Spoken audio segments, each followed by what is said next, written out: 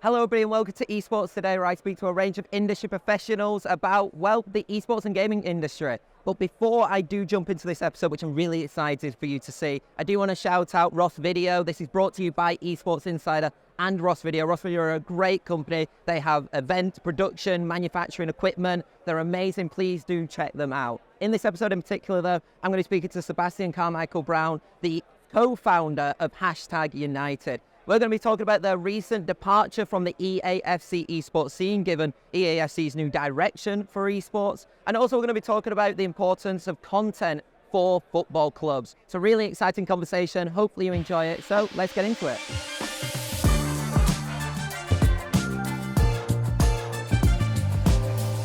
Seb, it's a pleasure to have you here at Esports Today, brought to you by Ross Video, the lovely people here. I'll probably plug them at the end as well. And also Esports Insider. I want to talk about EA Sports FC and the esports ecosystem. You've recently announced as #United that you are exiting the esports ecosystem. I want to talk about what was the discussion process like exiting that, because it's been a big part of the club, right? Massive, I mean huge. Everything we do has come from gaming and esports. Got our Spencer's original channel. Our very first thing as #United was Spencer FC Game Academy. We found Harry Hesketh to be our first pro player. We hosted one of, if not the first, world's ever football team FIFA esports tournaments at London Stadium. It was us as #. It was Man City, West Ham, Schalke, Wolfsburg, Sporting Lisbon. So it's been a massive part of it. So the decision to pull back was not an easy one. It's one we've been discussing and analysing for a very long time. We had no choice, really, I don't think. With the way the changes now are for, I guess, independent organisations, unless you're in the partner leagues, really hard to have a really meaningful role in that world. We've always been about content, so we're just simply making that more deliberate pivot with what we do with the #House, with Shori, with Tom, with Harry, getting them together, making the content, celebrating gaming, celebrating all the games, or especially EAFC, which those guys are playing. We've got a massive partnership with UFL as well in the gaming sphere.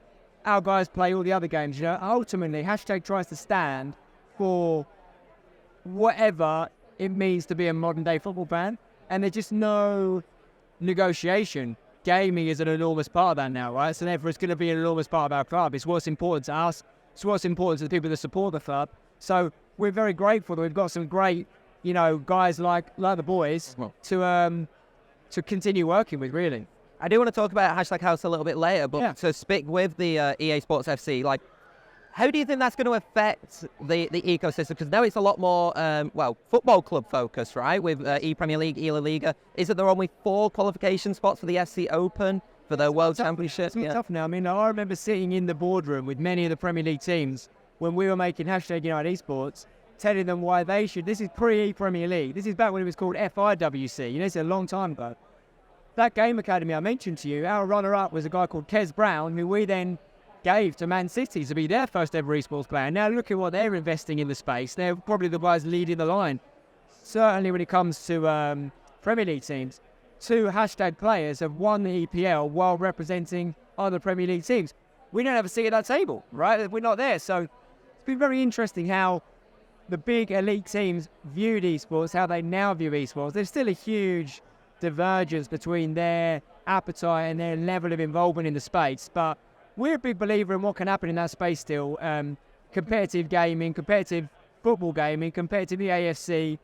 The opportunity is still there. It's just right now the way we're set up and the way that's not set up doesn't quite align in the minute. But yeah, as I say, to have the boys that we have, I mean, they've done their announcement video, they made their first video, got like a brand new YouTube channel, 250,000 views in the first day. We're absolutely delighted and we see great potential in what they're doing. Yeah, so shifting over to like the more the creator sector within EAFC, like, what was the thoughts of actually, you know, doing something like this? How did the process come in, and how did you manage to get, you know, 3 very notable, obviously former # players, but had 3 notable names to agree to this essentially? Yeah, I think one of the best things at # is a real family in atmosphere.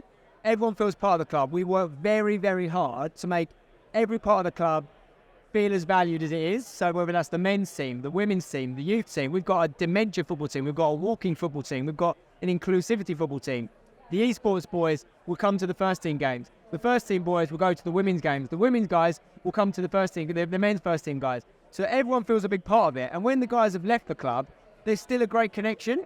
especially Harry's been there from the very, very beginning, right? So in the announcement video, it's like coming home for them. So, this has been a mutual conversation that's been going on for for a reasonable amount of time now about what could we do. And the ideas kept flowing, and this is where we landed. And we're really excited about what the potential is. And what are some of the things that you're looking to do within the hashtag house? Because, I mean, it's actually a traditional esports thing to kind of put gamers in a house and film it. Obviously, you've had like sort of FaZe and many others, which had the gaming houses and the content houses that go with it. Like, is that a similar vibe that you're looking to go with hashtag house? I think so. I think that ultimately, compared to or gaming content, whether it's in football or whatever, has evolved so much for his like road to glories, pack openings, then he more in towards the competitive scene. Now it's also, the guys who have made their names competitively, the ones who have built their biggest brands are the ones that have been entertaining while they do it. And we think we've got three of the best in the business of that. They're all proven they can play at the highest level in the world. So you can learn from them. You can also be entertained by them. So we think those guys have a great opportunity to continue alongside a hashtag brand to basically make engaging EAFC content as well as other content that also is showing them and their own journeys as they do look to qualify for the various events where they can. So they're showing people playing the best events in the world, having the best teams in the world, building the best squads in the world, but also making really engaging content, fun content, which is what it's all about, right? I'd love to talk to you about, I'd love to pick your brain actually about like football clubs in esports and how they perceive it. You said that you spoke to a lot of like Premier League football clubs in the past. Like, where do you think the level is for this interest in esports? Because personally, for me, it feels like it's EA Sports FC, and some will venture out into other titles, but it feels very much that they just want to kind of stick to the football scene. Where have you seen it from speaking to football? I think it's a varied, right? You've seen partnerships between endemic esports organisations and football clubs. I think ultimately, football clubs are looking to expand their global reach. I always tell a story of how my brother was approached in an Eastern European country. He was there working with a TV company for an Arsenal game as a West Ham fan. He was approached by a young lad about 15 and his father who were German. So they were from Germany in an Eastern European country watching an English football team. And my brother was like genuinely curious. He was like, well, why are you here? He said, oh, well, he's an Arsenal fan. So, oh, right, how did that come about? Were you an Arsenal fan? Do you used to live in England? No. They're first on FIFA, alphabetically. He'd become a football fan, not just colloquially, to the extent that he'll travel internationally to watch that team play at great personal expense because of the affinity he's built for them through a computer game, right? So that, to me, is a great example of how you can acquire new fan bases through gaming. So that's where I see the opportunity for the teams, as well as a fan engagement tool for the teams to really lean into the worlds that ultimately is so important, especially to their younger demographics of a club.